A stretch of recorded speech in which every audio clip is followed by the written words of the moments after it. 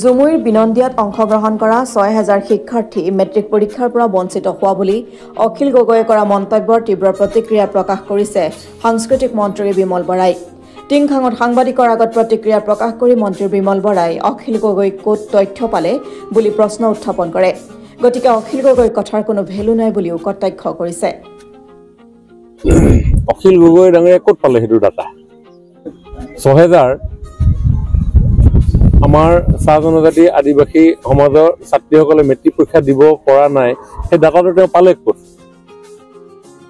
আমি যেতিয়াই ঝুমুৰ আৰম্ভ কৰিছিলোঁ তেতিয়া আমি সকলোকে কৈছোঁ যে যিহেতু এইটো সময়ত হ'ব, গতিকে কোনো পৰীক্ষাৰ্থী যাতে তেওঁলোকৰ পৰীক্ষা ব্যাহত হ'ব পৰাকৈ ইয়াতে অংশগ্ৰহণ নকৰে। আৰু তেনেধৰণে তেওঁলোক যোৱা নাই, তেওঁলোকে নিজৰ ঘৰতে সেইদিনাখন আমি প্ৰত্যেকখন বাগিচাত আমি পৰ্দা লগাইছোঁ, ক'ৰবাত আমি স্ক্ৰীণ লগাইছোঁ, আয়োজন কৰি দিছোঁ, তেওঁলোকে তাতে অংশগ্ৰহণ কৰিছে।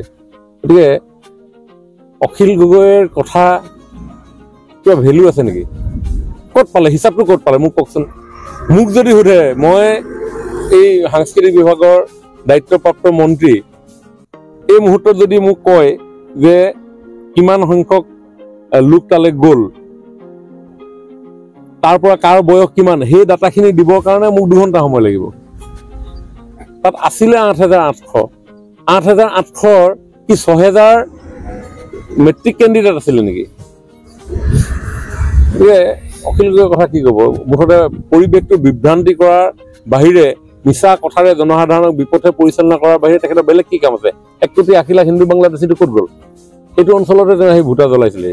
ইয়াততো এতিয়া আলু খেতিটো অসমীয়া মানুহে কৰি আছে। 200 টন আলু ইতিমধ্যে গৈছে। আমিতো চেলেঞ্জ কৰিছোঁ নহয়। কাক চেলেঞ্জ কৰিছোঁ?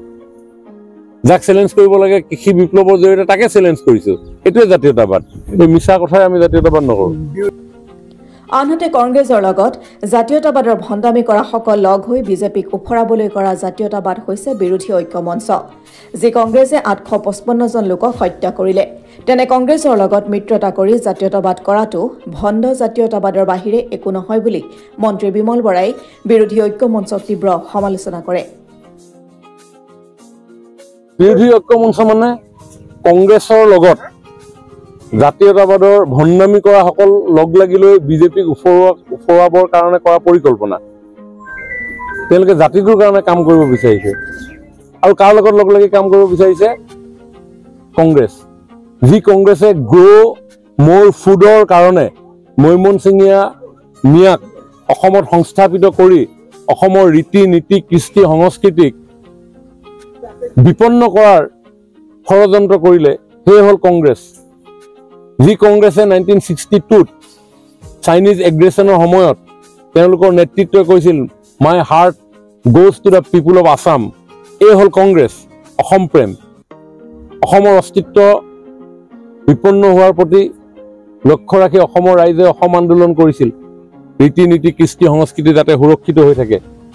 সেই চেতনাবোধক হত্যা কৰিলে, 855 জন লোকক শ্বহীদ কৰিলে। এই হ'ল কংগ্ৰেছ।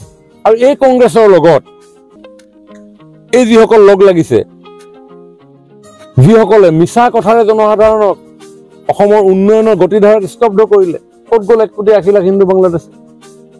ৰাইজৰ দলেই হওক, জাতীয় পৰিষদেই হওক, তেওঁলোকেতো 1,80,00,000 হিন্দু বাংলাদেশী কাইলে নাহিলে এই কেন্দুগুৰি, আমাৰ এই অঞ্চলত, এই আঘুনিবাৰী, এই কেন্দুগুৰি, এই চেঁচাবিল, তাতে আছিলে। তাতে আহি মানুহ সংস্থাপিত কৰিব বুলি কৈছিল। ক'ত? এজনতো নাই। আজিতো আলু লুটটো আমাৰ খিলঞ্জীয়া খাৰ খোৱা অসমীয়াই লুট কৰি আছে ইয়াত।